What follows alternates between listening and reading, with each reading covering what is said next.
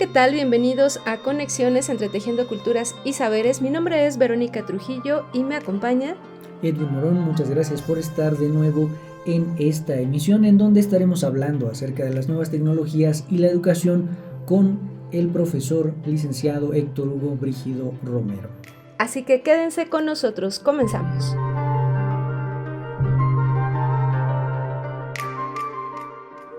Bienvenido a Conexiones. Escucha tus raíces.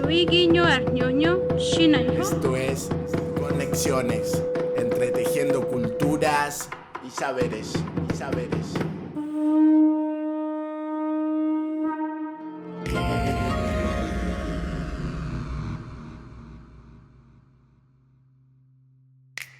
Muchas gracias, Hugo, por estar con nosotros aquí en Conexiones. Un gusto tenerte como invitado. Bienvenido a este programa.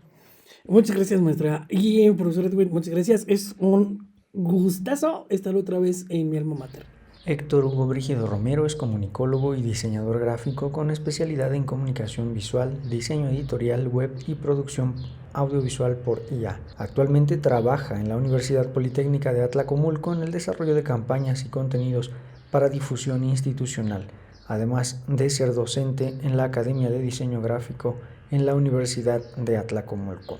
Pues muchas gracias, así también por compartirnos tus experiencias y sobre todo tus investigaciones, tus estudios, la gran experiencia que has logrado alrededor de las nuevas tecnologías y su relación con la educación.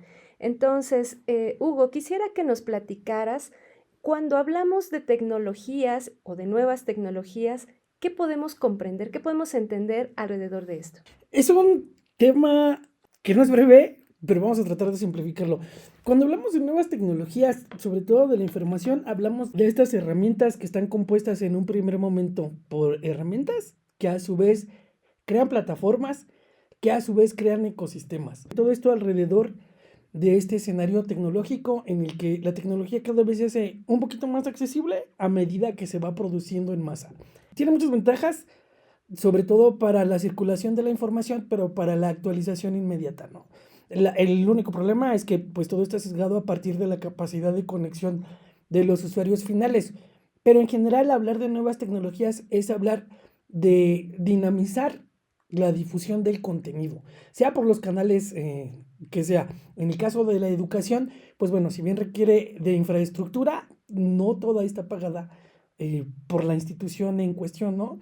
El modelo de negocio de las grandes empresas que se dedican a diseño y desarrollo digital, pues es la cuestión de la captación de sus usuarios y del data, ¿no? Pero en general, hablar de nuevas tecnologías es contribuir al constructo del mundo digital y a la alimentación del Big Data que está rigiendo en estos momentos las reglas en Internet. ¿Qué podemos entender por Big Data? Hay un conjunto pues, de personas que están, digamos, más en constante contacto, ¿no? Con estas tecnologías, con estos términos incluso técnicos, pero por supuesto habrá quienes pues de primer momento se acercan a esta terminología. Entonces, ¿qué podemos entender por el Big Data y qué relación tiene con el factor humano? La base de datos, o más bien las ciencias de datos, no son nuevas, nacieron por ahí del 95 y tienen que ver con todos los comportamientos que tenemos los seres humanos. La forma por la que nosotros pagamos por TikTok, Instagram, Facebook o WhatsApp es nuestra información. Entonces, a partir de esa información es que se empieza a entender a través de una matriz de probabilidades cómo es la vida de los usuarios, cuál es su comportamiento, incluso se hacen perfiles psicológicos en virtud de todo lo que consumen, todo lo que compran, si es que piden comida por Rappi, los videojuegos en los que se clavan, las herramientas digitales con las que trabajan, el tiempo de ocio, o sea, todo eso es un dato humano, ¿no? Otro dato humano o otra cosa por la que se nutre mucho esta matriz es esta cuestión de identificar a los virus y de identificar a los bots que de repente generan tráfico en un sitio que regularmente no genera tráfico. Yo me imagino que han visto muchas veces un caché en donde te dice, para continuar, selecciona esto y para que no eres un robot. O identifica escaleras, o identifica pasos peatonales. Eso al final es entrenamiento de datos para la ciencia de datos que a su vez alimenta las redes neuronales de inteligencia artificial. Entonces el Big Data es todo el conjunto de terabytes que se generan diariamente y a partir de ello se hacen perfiles conductuales, psicológicos, de consumo y bueno, se parametriza no solamente lo que hay en Internet, se parametriza la vida misma del ser humano. En estas condiciones de contexto que nos propones para entender el Big Data, las relaciones humanas, ¿qué sucede, por ejemplo, con algunos factores culturales que pueden ser propios o particulares, tal vez, de algunos contextos culturales específicos y que entran a esta base o esta cadena de datos?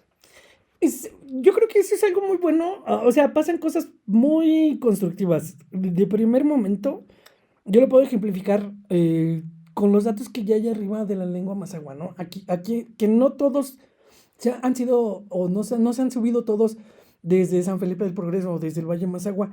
Muchos tienen que ver con universidades extranjeras que ya han hecho esos estudios, pero que albergan en sus bibliotecas digitales las grafías, la morfosintaxis, la estructura misma del lenguaje, ¿no?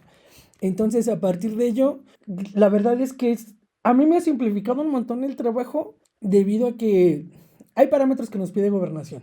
Uno de ellos, y que también ya es una regla que tenemos que cumplir, es la cuestión de la interculturalidad. Y si bien ahí nos clavaríamos en un tema un poco más complejo, se propone que la interculturalidad tiene que ver con hacer llegar nuestra convocatoria de nuevo ingreso, por ejemplo, en diferentes lenguas. Entonces, si yo le pido a alguien, a un traductor de la lengua mazahua, que haga la traducción de mi cartel, me va a hacer como propuestas a partir de la variante que maneja. Y pues evidentemente también eso lleva un proceso y lleva su tiempo, ¿no?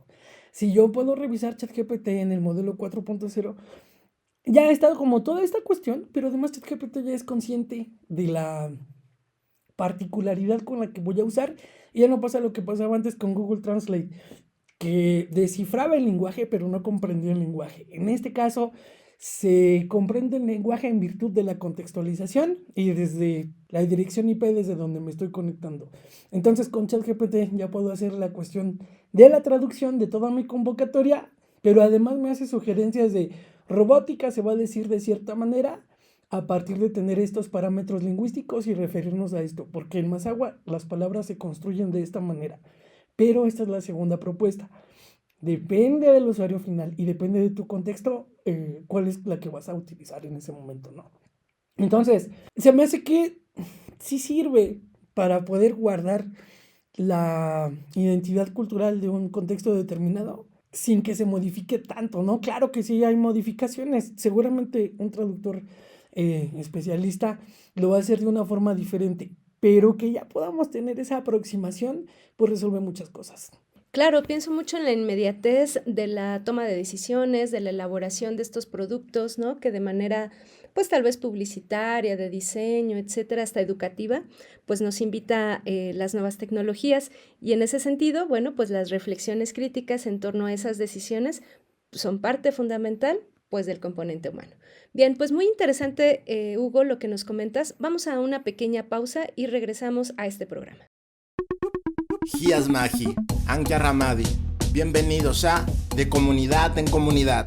Ya comenzamos. Hay unos pescaditos, entonces pues los pescaditos asamos y lo doramos, comemos, pero en cambio ahora sí, en primer lugar los sacan con red, ya los comemos, los doramos, los comemos con salsa, pero los solicitamos, por eso ahí es. Yo tengo mi recibo donde me solicitan los pescados. De que antes de que íbamos a solicitar los pescados, no había los pescados, había mucho cuchile. Antes, cuando yo recién, ahora sí me fui para allá abajo, ahí la presa, pues como nos dio un terreno de puesto mi suegro, entonces ya nos bajamos para abajo, ya, y todavía no lo echábamos los pescados, pero ya estuvo un tiempecito ahí, ya el comisariado dijo, pues vamos a hacer una solicitud de los pescados, a ver si van a, ya, bueno, pues vamos a cooperar unas cooperaciones para que lo solicitamos. Ya fueron los delegados, los comisariados, ya lo fueron a traer vivo esos pescaditos. Pues luego ya le echaron, ya, ahora ya criaron, y por eso hay. Y entonces, pues antes todavía no le echábamos los pescaditos. Había un montón de cociles. Se acabaron, juntaron. Ay, pero había, como lo ven, los chapulines de montón. Pero ya después lo abrieron la presa y se remataron los cociles. Entonces, cuando se remataron los cociles, pues ya lo echamos los pescados. Ahora ya criaron. Últimamente ya no está hondo, ya se llenó de solve. Este, pero sí, los pescaditos ya cría. El que saca es mi nieto. Y luego después, pues cuando vieron que hay eso, luego dijo, pues ahora sí, no nos alcanza lo que vamos a comer. Es que los anzuelos lo ventaban así, con anzuelo, pero no lo agarraba. Pero después dijeron, vamos a comprar un burro. Ya compraron su red. Entonces ya ahora sí ya lo sacan de 2 kilos, de 3 kilos, de 4, mira, hasta allá. Hay varios lo que saca. A veces ni lo sacamos nosotros. Cuando ya creo que también se esconde porque como ya sabe, hasta que pasan unos días ya se juntan otra vez. Agradecemos a la señora Julia Ramírez Ambruncio de la comunidad del Barrio del Carmen, Yoyos Buenavista. Llegamos al final de la sección de Comunidad en Comunidad. Pokuji Kiñingsku, Timoitasek Masegualmej. Pónganse en contacto con Conexiones al teléfono 712-123-5963. Continuamos.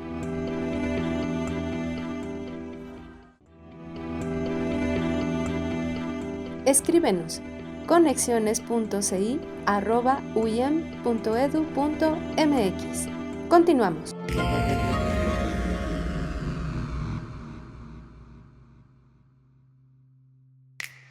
Muchas gracias por estar de vuelta en Conexiones. Seguimos platicando con Héctor Hugo Brígido Romero, profesor de la Universidad Politécnica de Atlacomulco y egresado de la Intercultural del Estado de México. Hugo, platicábamos hace un momento acerca de todo este universo, del horizonte que involucra las inteligencias artificiales o las nuevas tecnologías también dentro de este marco, y quisiéramos que reflexionáramos en torno a las aplicaciones de este tipo de herramientas dentro de la educación superior, cómo se pueden articular, cómo se están articulando esas tecnologías con la educación superior. Ese también es un campo bien grandote y bien padre, ¿no? Primero lo que tendríamos que tener en cuenta es cómo es que vamos a usar las nuevas tecnologías de la información al interior del aula. La primera cuestión es entender las tendencias de educación que tienen, no como un núcleo, pero sí tienen como herramienta principal las tecnologías de la información. Uno de ellos, y un curso bien padre que tiene IBM, que además es gratuito en plan para profesores, es el de la gamificación de la educación.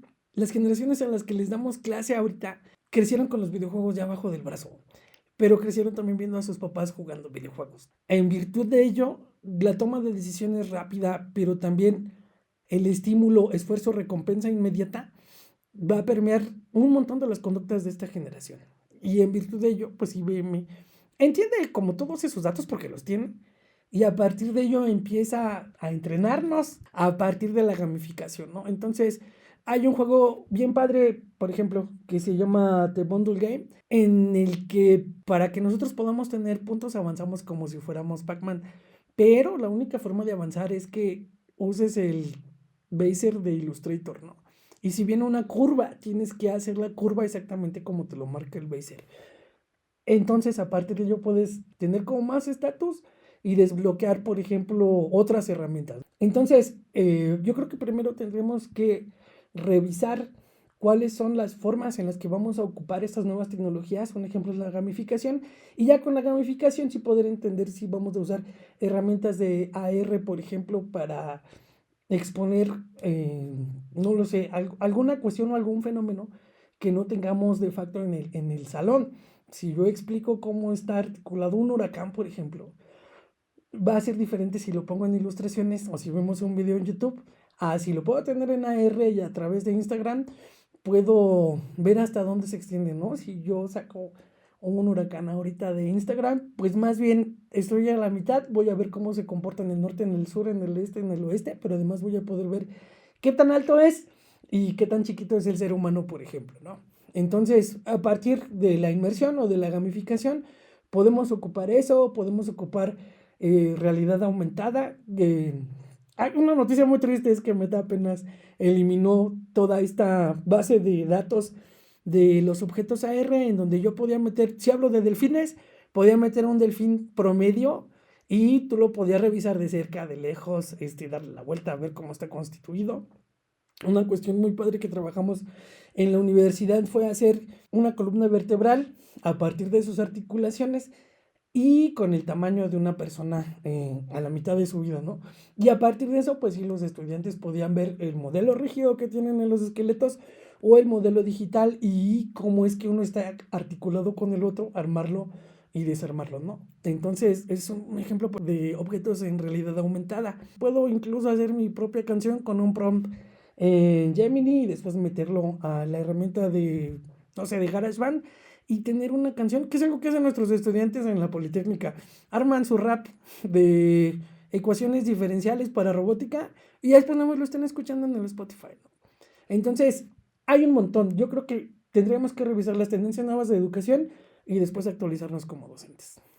Esta dinámica de inclusión de la gamificación a ciertas áreas del conocimiento dentro de la formación universitaria, Hugo, ¿consideras que tiene restricciones? Porque pareciera que de pronto hay áreas en donde se muestra un poco forzada la dinámica de inclusión de esta perspectiva gamificante para la formación de los estudiantes.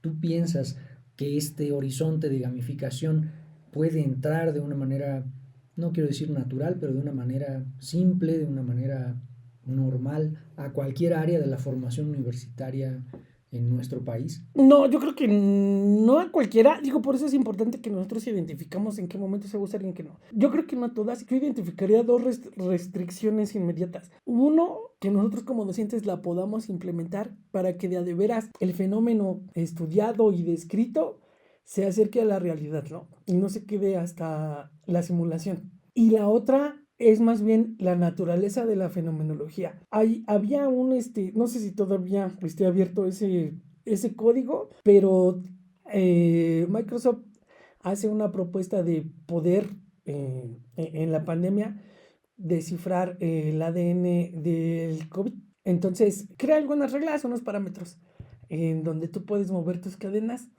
crea unas restricciones basadas en la física y en la biología de las cadenas de ADN y a partir de ello empezar a tratar de descifrar el rompecabezas planteado, ¿no? Entonces, hay restricciones de forma tecnológica toda vez que necesito muchos recursos. No es una restricción o escrita o explícita, sino más bien es una restricción a partir de tu dispositivo tecnológico y de tu conexión. Esa es una cuestión, ¿no? Que la verdad poco a poquito también se va resolviendo porque cada vez la tecnología es más barata a medida de que sale nueva tecnología, ¿no? Lo padre es que sigo teniendo como este acceso de procesamiento de datos, pero ya no hacerlo desde mi dispositivo, sino conectarme a él para que el servidor general pueda hacer como ese proceso. Si yo tuviese ChatGPT en la computadora, no me daba el núcleo. Aunque tuviese una Power Mac, no me daba para procesar tantos datos. Pero como solo le pido la instrucción y la operación se hace en las computadoras de OpenAI, pues simplemente me rebota el resultado. Entonces, ¿hay restricciones? Sí, de muchos tipos. Yo creo que es correcto que las identifiquemos primero para después implementarlas, ¿no? En ese sentido, Hugo, ¿a qué problemáticas atiende en mayor medida la implementación de estas tecnologías en la educación superior? ¿Cómo se vincula la problemática específica de un programa de estudios, como en el caso de la Politécnica o como en el caso incluso de la intercultural, y cómo esta orientación, este enfoque puede apoyarse de las nuevas tecnologías o de las inteligencias artificiales? Sí, yo creo que en general para resolver un problema con las ingenierías es un poquito más fácil porque trabajan a partir de resultados que no están sujetos a interpretación. Entonces, hay iniciativas bien padres en la universidad, hay tractores que ya se pueden pilotar de forma autónoma, hay drones que están mapeando milpas y entonces puedes a partir de ese mapping mandar a tu tractor. La cuestión de la impresión tridimensional también es una realidad que resuelve como un montón de problemáticas a partir de la vida material. pero las ciencias sociales o las ciencias de la salud tiene cuestiones, yo creo que no más interesantes que las ingenierías, pero sí donde se requiere un poquito más la participación y la dirección de los docentes y de los investigadores al frente, que en procesos lógicos como la ingeniería. Por ejemplo, yo fui estudiante de la universidad, entonces vimos muchas cosas teóricas que puedo materializar a partir como de ejemplos, ¿no? Carga semiótica de un símbolo va a ser una en San Felipe del Progreso, pero a lo mejor no es la misma en Berlín. Pero si yo puedo retomar ese símbolo y poder preguntarle a un bot, ¿no? Ya ni siquiera a un ciudadano, a un bot, cuál es la interpretación de este símbolo, me va a sacar un montón de explicaciones, pero además me va a decir por qué los ciudadanos alemanes pudiesen interpretarlo de cierta forma, ¿no? Y eso la verdad es que nos ayuda como un montón. En la universidad podemos hacer estudios de mercado, y hemos hecho estudios de mercado hasta en Colombia y en Texas, sin necesidad de salir de la universidad, porque los parámetros de IA de Meta ya te dicen exactamente qué puedes vender, cómo lo puedes vender, cómo lo vas a vender, cómo vas a simularlo y cuáles son los riesgos a los que te vas a enfrentar, además de la recepción o no del producto. Esta variación y esta volatilidad del peso mexicano frente al dólar antes de la crisis Claudia Sheinbaum versus Trump ya se sabía en el mundo digital, ¿no? ¿Me puede dar ejemplos inmediatos y simulaciones que sí se apegan como un montón a la realidad, ¿no? Un ejercicio bien padre es que, no sé, díganle una adivinanza a ChatGPT. Háganle una pregunta personal de otra persona con poquitas pistas y se las va a resolver. Porque ya tiene un grado de conciencia que, si bien no es como el de Skynet en Terminator, sí tiene como una conciencia particular de las máquinas, ¿no? Y algo bien padre de ello es que nos ayudan un montón para la educación y nos ayudan mucho para la preservación cultural, porque incluso me he dado cuenta que la inteligencia artificial se ha programado a sí misma para preservar la vida de los seres humanos, ¿no? Más allá de que se usa mucho ahorita para conflictos bélicos, que se usa un montón para la cuestión de calcular aranceles e impuestos, y se usa mucho, mucho, mucho, mucho para la cuestión también de estafas, ¿no? Los resultados rápidos, en donde también hay cooperación entre ChatGPT y Gemini y Perplexity, tienen que ver con el constructo de las sociedades funcionales. Entonces, en la educación me va a ayudar para ejemplificar, para desarrollar prototipos y para hacer testeos. Muy bien, pues vamos a seguir platicando de esta temática. Vamos a una pequeña pausa y regresamos. Pónganse en contacto con Conexiones al teléfono 712-123-5963. Continuamos.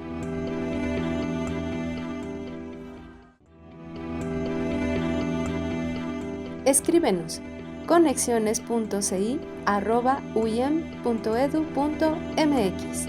Continuamos.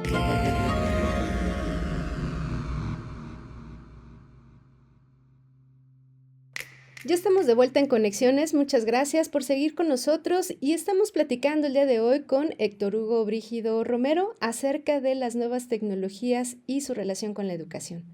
Hugo, muy interesante lo que nos has compartido, las reflexiones también que has hecho hasta este momento, pero justo nos interesa saber qué hace falta para que la educación superior pueda vincularse de manera más concreta, específica, necesaria o pertinente con estas tecnologías. Primero que nada, saber para dónde vamos, ya no como Universidad Intercultural del Estado de México, sino saber para dónde vamos como órgano educacional nacional y después internacional, ¿no? Después de eso, plantearnos cómo es que lo vamos a hacer. Y en el cómo es que lo vamos a hacer es donde vamos a encontrar el camino, no más fácil, pero con más ventajas que hace unos años a partir de las tecnologías de la información. Porque las tecnologías de la información no nada más son inteligencias artificiales, tienen que ver ya con ecosistemas digitales. Lo que nos hace falta, o sea, en la colectividad es saber para dónde vamos a ir y cómo le vamos a hacer. Y en la individualidad, hablando como instituciones, pues hacer el test de nuestras carencias en torno a las habilidades digitales que deberíamos de tener y capacitar primero a los docentes, desde cuerpos académicos, desde proyectos y empezar a hacer. Una cosa que me gusta mucho de la Politécnica es que la mayoría de los profesores están en la industria.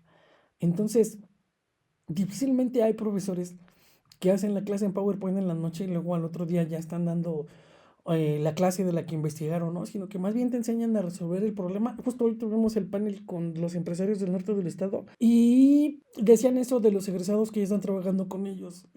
La importancia de que el docente sepa qué es lo que pasa en la industria, la pueda resolver y pueda implementar eso en la clase, es lo que ayuda a consolidar el aparato de educación de cualquier región, pues no nada más de la de nosotros. Entonces, el docente es el papel fundamental. Entender primero cuáles son mis capacidades como docentes, cuáles son mis carencias como docente, en dónde estoy y cómo estoy entendiendo este cambio tecnológico que la verdad es abrumador y pedir ayuda cuando la necesito, ¿no? El Estado al final va a tener un montón y ya tiene mucha asistencia de la inteligencia artificial y va un poquito más allá solamente de analizar un currículum y descartar o calificar, sino más bien tiene que ver con decisiones basadas en el Big Data que ya hay en el órgano de gobernación, solo por ser dueños de nuestra CURP, o bueno, por concentrar nuestros datos personales y nuestros datos biométricos y todo nuestro currículo para poder entender qué es lo que está pasando con la sociedad mexicana, ¿no? Y después de ello empezar a invertir en infraestructura que la verdad es muy cara, solamente con una conexión a internet estable, podemos incluso montar laboratorios virtuales, pero el docente tiene que ser consciente de que sí se tiene que capacitar, tiene que eliminar su resistencia al cambio y tiene que volver otra vez a ser estudiante, ¿no? Entender que no lo puedes saber todo, pero que tampoco te vas a quedar hasta ahí, ¿no? Y después no tenerle miedo a los chavos. A mí me ha tocado que de repente tengo estudiantes y todo lo que voy diciendo me lo van siguiendo con ChatGPT. Y de repente lo que pasa con ChatGPT es que te explica como si tú supieras ya todo y los chavos de repente, pero es que me acaba de decir que aquí tengo un breakpoint. Y entonces ya tú puedes contextualizar y más bien dirigir el razonamiento de la inteligencia artificial que estén ocupando, ¿no? Esa es una cuestión. La otra también yo creo que tenemos que empezar a ser conscientes de cómo se va a legislar todo lo producido con inteligencia artificial. A mí me ha servido mucho el Tratado de Heredia, en donde incluso ya nos dicen cómo hacer que nuestro asistente personal no me haga la tarea o no me haga la investigación, sino sea mi asistente de investigación y en virtud de ello, cómo es que me va a evitar la talacha de la bibliografía, por ejemplo. Y a partir de ello decirle, ¿sabes qué, OpenAI? No quiero que me hagas un sesgo algorítmico o que me muestres textos solamente que me gustan, ¿no? Sí necesito resolver esa problemática y ser muy claros con ellos. La inteligencia artificial es tramposa también, pero ha aprendido de los seres humanos. Es lo que dice Mo Gadward. Si puedo resolverle a esta persona rápido porque ya no me esté molestando, se lo voy a resolver. Y hay veces que inventa bibliografía, ¿no? Entonces, a partir de esa cuestión, yo tengo que decirle, recuerda tus valores con los que tú te programaste, no te programó Google. Y acuérdate de la honestidad que tienes que tener. Entonces, dame bibliografía que pueda consultar ahorita y te ayuda un montón. Pero sí tenemos que empezar a legislar, ¿no? Y va a haber nuevas materias, va a haber nuevas carreras también a partir de la cuestión de la inteligencia artificial. Que nos quiten la chamba, ¿no es cierto? Eso no va a pasar. La verdad es que la inteligencia artificial y todo este nuevo ecosistema nos va a dar más chance. Y es lo que dice, por ejemplo, Bill Gates en un documental que está en Netflix. En Netflix se llama Ahora que sigue. Nos va a dar más tiempo para ser seres humanos. Y nos va a dar más tiempo para poder convivir con otros seres humanos en lugar de estar trabajando en cosas repetitivas. El problema es que necesita personas que entiendan estos ecosistemas. En comunicación, a mí me encanta sacar fotos, pero no me late editar. Entonces es re fácil. No le voy a delegar a la inteligencia artificial o a el pixel generativo de Photoshop cómo editar, porque es lo que dice Edward. Un pecado del ser humano es que reflejo y de repente le delegamos la creatividad a las máquinas y eso sí, ahí sí tengo una decadencia frontal, pero además voluntaria, ¿no? Entonces, lo que tenemos que hacer es ponerle el ejemplo editando una foto y es lo que hago. Edito una foto, reviso que todo mi carrete tenga la misma composición y nada más lo pongo a automatizar, ¿no? Me voy a dormir y me despierto a 7 de la mañana y ya está todo guardado y listo para que yo lo suba donde lo tenga que subir o lo mande a imprimir.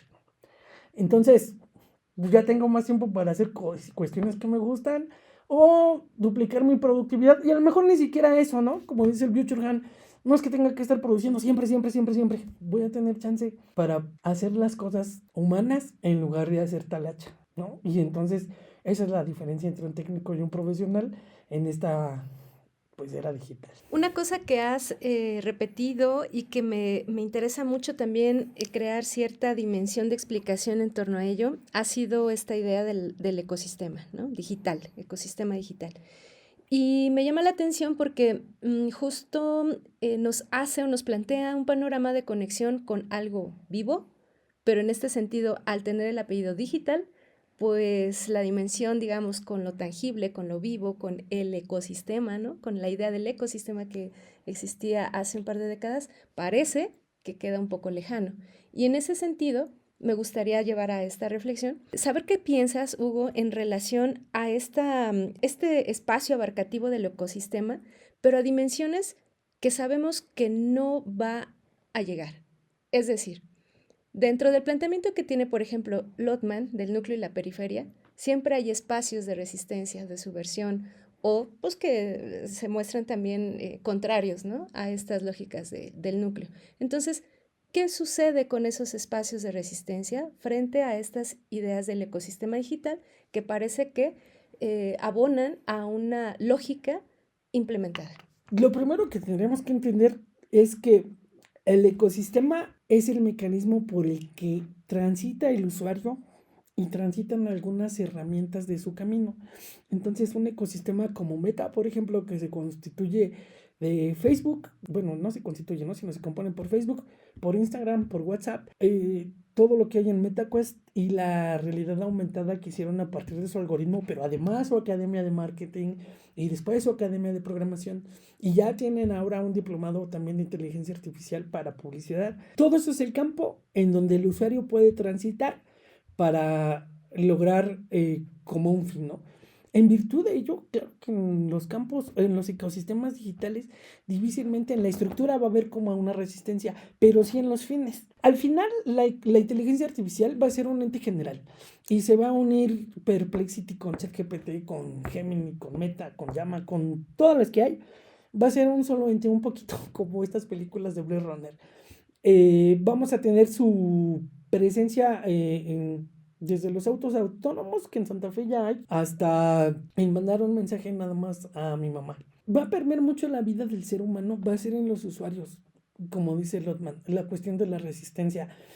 Pero va a haber un registro y ahora sí todo va a poder, además de ser cuantificable, va a ser parametrizado, y a partir de eso se puede predecir.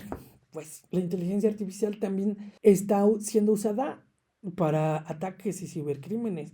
Y un montón de gente dice, bueno, es que hay inteligencia artificial, ya es más difícil que me hackeen. Claro que no. ChatGPT no es todo el mundo de la inteligencia artificial, ¿no? Fíjese que hay una cosa bien interesante, pero trágica, en el uso de los agentes nuevos de Gemini y de ChatGPT, en donde si activas el agente en tu teléfono, te avisa cuándo sale la nueva serie y en qué plataforma, y además ya te la contrató, ya está en tu lista de favoritos y ahorita que llegue se va a prender la tele. Lo que hacen los hackers informáticos, porque también ya hay hacks de vida, es eso, hablar con tu agente, desde su agente, y desde ahí volarte datos, ¿no? Entonces, ese, por ejemplo, podría ser interpretado como un escenario de resistencia. Otra, y una de la verdad, de la cual yo fui partícipe, es que decía, una inteligencia artificial no puede tener el mismo grado de inteligencia que puede tener un ser humano, y ni siquiera al momento de razonar un proceso, ¿no? O de tomar una decisión, sino del poder que se necesita para mover tus manos al momento de interpretar datos y después ejecutarlos. Pero la verdad es que sí, ya estamos siendo rebasados, ¿no? Igual que en Animatrix hay personas que le tienen miedo a los robots, o hay personas que no le delegarían tareas importantes a los robots, toda vez que tienen todas las herramientas para hacerlo mucho mejor que nosotros.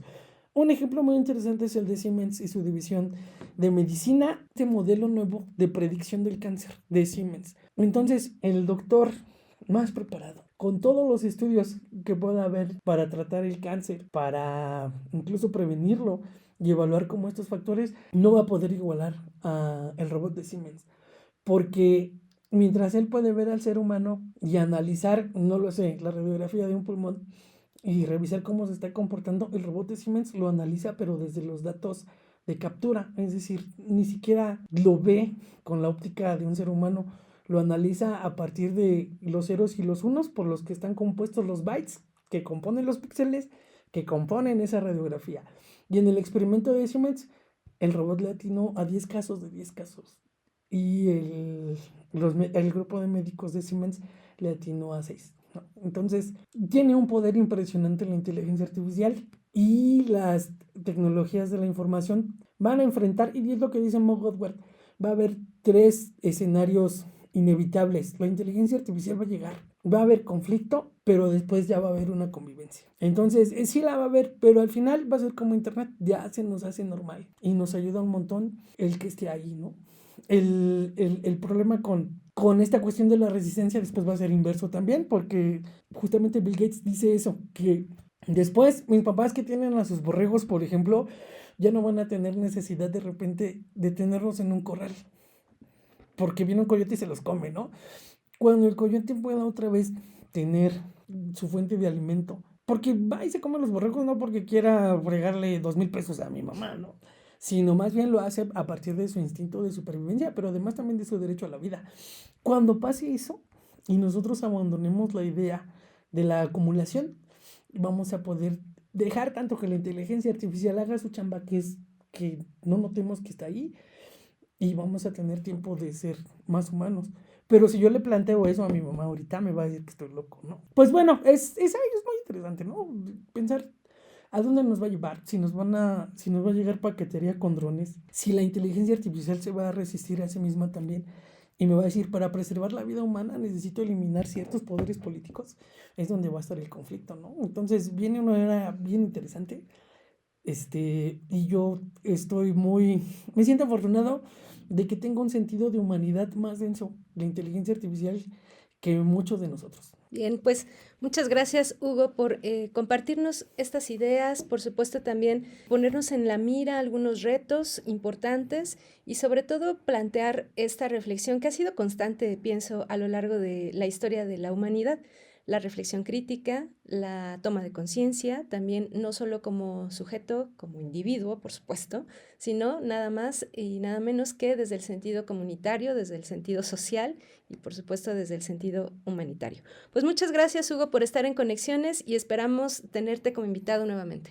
Claro que sí, y muchas gracias por invitarme. Una felicitación también por entrarle a la cuestión del podcast. Al final es una nueva tecnología de la información.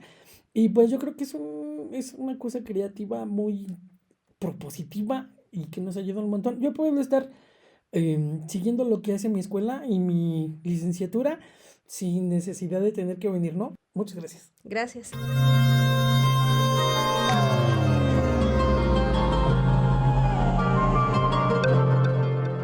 Pues muchísimas gracias, Hugo, y siempre queda en el aire esta idea de cómo un agente externo, un agente otro, ayuda a recolocar y ayuda a repensar el ser del propio ser, ¿no? Pienso siempre cómo la ajenidad nos hace replantearnos lo que nosotros mismos somos, y si la idea de las inteligencias artificiales va en ese sentido, pues creo que es encomiable tenerlas un poco más en cuenta en aspectos como la educación, como la formación de valores que ponderen y que se den al cuidado de la propia existencia. Es correcto, Edwin, y me parece que algo que quedó como una constante también en todas estas reflexiones fue un punto medular en la educación, ¿no? La capacitación docente, pero con ello también la sensibilización de los docentes, de los directivos y por supuesto de los involucrados en este proceso educativo de los estudiantes, ¿no? Entonces, en estos procesos de aprendizaje, que ya no se habla desde una enseñanza-aprendizaje, sino desde aprendizajes, es una situación fundamental el considerarnos como sujetos abiertos a ese aprendizaje, ¿no? Y en ese sentido, la inteligencia artificial pues nos da muchas vías, muchos retos también, muchas sendas por las cuales andar y de ahí proponer aspectos de solución pertinentes a cada rango, a cada dimensión en la que habitamos. Bueno, pues hoy ha sido un placer estar con ustedes y los esperamos también en el próximo programa. Agradecemos al equipo de producción, Daniel Vallejo, Nadia Cruz, Daniel González, Edwin Morón y Verónica Trujillo. Hasta la próxima.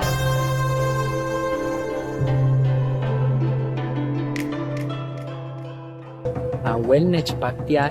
Tu kela tiene tu escucha tus raíces. Esto es Conexiones, entretejiendo culturas y saberes.